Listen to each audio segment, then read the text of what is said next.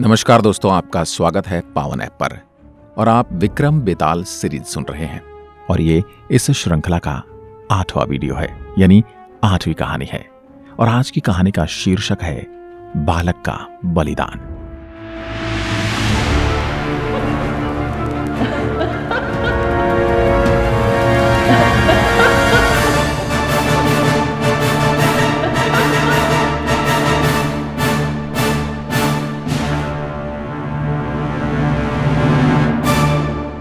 तो फिर से शमशान में वापस लौटे, शव को पेड़ के नीचे उतारा। तब तक शव में रहने वाला बेताल बोला, राजन, आपके कष्ट सहने की शक्ति देखकर मुझे आश्चर्य हो रहा है। फिलहाल आपकी थकान बढ़ाने के लिए आपको एक कहानी सुनाता हूं। और कहानी शुरू होती है। चित्रकूट नगरी में एक चंद्रवलोक नाम का राजा था। सिर्फ योग्य पत्नी न मिलने की चिंता ही उसे हर वक्त सताती रहती। एक दिन राजा जंगल में शिकार खेलते वक्त जानवरों का पीछा करते करते रास्ता भटक गए और अपनी सेना से बिछड़ गए। थका हुआ राजा इधर उधर भटकता रहा। तभी उसकी नजर एक झील पर पड़ी। थकान मिटाने के लिए राजा पानी पीकर एक वृक्ष के नीचे बैठ गया। आराम कर ही रहा था कि अचानक उसे एक कन्या की आवाज सुनाई दी। वीरान जंगल में किसी कन्या की आवाज सुनकर राजा चौंक गए। आवाज का अनुसरण करते हुए वह उस जगह पहुंचे जहां से कन्या की आवाज आ रही थी। वहां जाकर देखा कि एक सुंदर कन्या अपनी सखी के साथ झील में स्नान कर रही थी। उसकी सुंदरता राजा की आंखों में बस गई। उस कन्या की सखी ने मोहित राजा से कहा, यह ऋषि की बेटी है और यहां से कुछ दूरी पर ही इनकी कुटिया है। उसकी बात सुनकर राजा ऋषि के पास गए। उन्होंने ऋषि को प्रणाम किया। ऋषि ने पूछा, राजन, आप यहां कैसे? राजा ने कहा, शिकार खेलते हुए मैं रास्ता भटक गया। राजा की बात सुन ऋषि ने कहा, बेटा, तुम क्यों मासूम जीवों को मारकर पाप के भागी बन रहे हो? खुद के मनोरंजन के लिए निर्दोष मृगों की हत्या करते हो। एक राजा के संरक्षण का अधिकार इन जंगली जानवरों को भी है, इसलिए एक राजा को सभी जीवों की रक्षा करनी चाहिए। ऋषि की बात का राजा पर गहरा प्रभाव पड़ा। राजा ने कहा, आपने मुझे जो शिक्षा दी वो बिल्कुल सही है। अब मैं कभी शिकार नहीं करूंगा। राजा की बात सुनकर ऋषि अति प्रसन्न हुए और बोले, राजा, तुम्हें जो मांगना है मांगो। राजा ने उनकी पुत्री से विवाह करने की इच्छा जताई। ऋषि ने राजा की बात मान ली और पुत्री का विवाह राजा से कर दिया। विवाह होने के बाद राजा अपनी पत्नी को लेकर अपने राज्य की तरफ निकल पड़े। चलते चलते रात हो गई। एक पीपल के वृक्ष के नीचे उन्होंने रात बिताई। सुबह होते ही राजा अपनी पत्नी को लेकर आगे बढ़ने लगा। तभी अचानक एक भयानक ब्रह्म राक्षस प्रकट हुआ। घने जंगल में इंसान को देख राक्षस ने राजा का दिल निकालकर खा जाने की धमकी दी। राजा हाथ जोड़कर विनयपूर्वक बोला, मुझे क्षमा कर जीवन दान दे। मैं आपको मनचाहा मनुष्य या पशु ला कर दूंगा, जिससे आपकी तृप्ति हो जाएगी। अतः आप क्रोध को त्याग दें।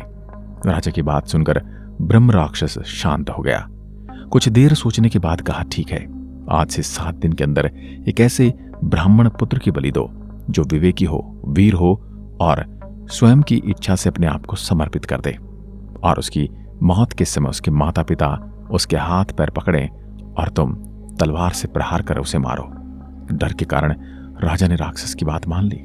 राजा अपनी राजधानी पहुंचा और अपने दीवान को सारी बात बताई। दीवान ने कहा, आप चिंता न कीजिए, मैं कुछ उपाय करता हूं।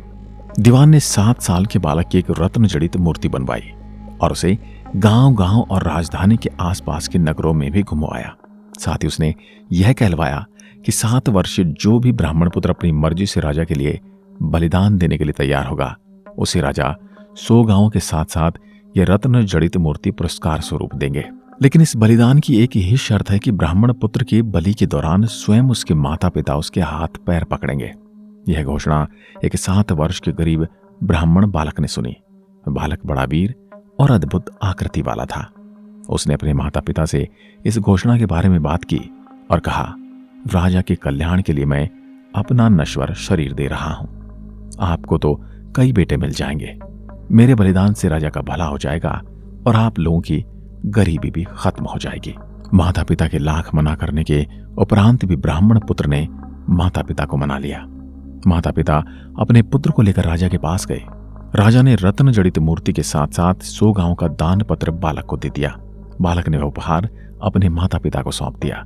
उसके बाद राजा, बालक, उसके माता पिता और सेना को साथ लेकर ब्रह्म राक्षस के पास पहुंचा। राजा ब्रह्म राक्षस के बताए हुए पीपल के वृक्ष के नीचे बेदी बनवाकर जैसे अग्नि में आहुति डाली राक्षस प्रकट हो गया। ब्रह्म राक्षस के कहे अनुसार बलि के समय बालक के माता पिता ने उसके हाथ और पैर पकड़े। राजा ने बालक को मारने के लिए जैसे ही तलवार उठाई, बालक जोर जोर से हंसने लगा। इतने में बेताल ने कहानी बीच में ही रोक दी और विक्रमादित्य से पूछ बैठा कि बताओ विक्रमादित्य, ब्राह्मण का लड़का हंसा क्यों? यदि आपके मन में भी इस प्रश्न का उत्तर है तो उसे मन ही मन दोहराइए। राजा ने कहा, जो प्राणी दुर्बल होता है वह भय होने पर प्राणों की रक्षा के लिए अपने माता पिता को पुकारता है। उनके न होने पर प्राणों की रक्षा के लिए राजा को पुकारता है, क्योंकि प्रजा की रक्षा के लिए राजा बनाए जाते हैं। यदि राजा का सहारा न मिले तो वह कुल देवता को पुकारता है। लेकिन यहां तो अपने बुरे कर्मों के कारण ब्रह्म जैसा ज्ञानी देवता भी आधा दैत्य बन गया था, जो अब ब्रह्म राक्षस का रूप लेकर उसका ही भक्षण करने के लिए तैयार खड़ा था। माता पिता का धर्म होता है अपने बच्चे की रक्षा करना। माता पिता कभी भी अपने संतान का बुरा नहीं सोच सकते। वह हमेशा अपनी संतान के सुख के लिए प्रयत्नशील रहते हैं। लेकिन यहाँ माता पिता ही लोभवश अपनी उस संतान के बलिदान के सहयोगी बनकर उसके हाथ पैर पकड़े खड़े हैं। जो बालक उनकी गरीबी को समाप्त करने के लिए स्वयं की जीवन लीला को समाप्त करने वाला था, जो शरीर नाशवान है, जिसका अंत निश्चित है। इस सच्चाई को छोड़ राजा स्वयं को जीवित रखने का हर संभव प्रयास कर रहा था। जिस व्यक्ति के मन में अनाचार, जीवन के प्रति आसक्ति और वासनाओं से भरा हुआ हो, उसके जीवन का अंत अत्यंत कठिन होता है। राजा को अपने जीवन के आगे के 7 वर्षीय अपोध बालक में उसके लिए त्याग भावना दिखाई नहीं देती। समय आने पर सब विपरीत हो गई। संसार की कोई भी वस्तु अपने मूल रूप में नहीं रहती। एक न एक दिन वह अवश्य नष्ट हो जाएगी। इन मूर्ख और अज्ञानी लोगों की भलाई के लिए स्वयं का बलिदान दे रहा था। यह सोचकर ब्राह्मण पुत्र जोर जोर से अपने जीवन पर हंसने लगा। जैसे ही राजा विक्रम ने अपनी बात खत्म की, बेताल एक बार फिर से उसी वृक्ष पर जा लटका। और अगली कहानी में हम आपको बताएंगे कि अगली कहानी में एक और नया प्रश्न राजा के सामने कौन सा आया।